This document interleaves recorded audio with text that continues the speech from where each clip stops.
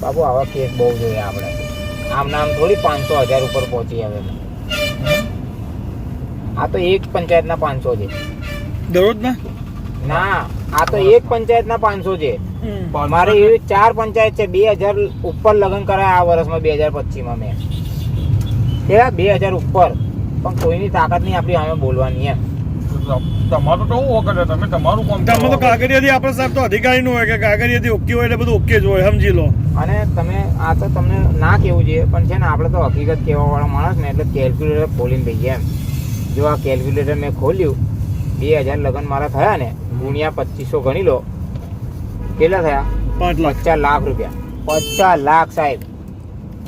હા, 5 લાખ નહીં, 5 લાખમાં તો મેં હાથ બી ના મેલું. 50 લાખ રૂપિયા હું છે ને આમનો આમ કમાઈ ગયો છે. અને રાજસ્થાનમાં જમીનો લે કરું છું એમ.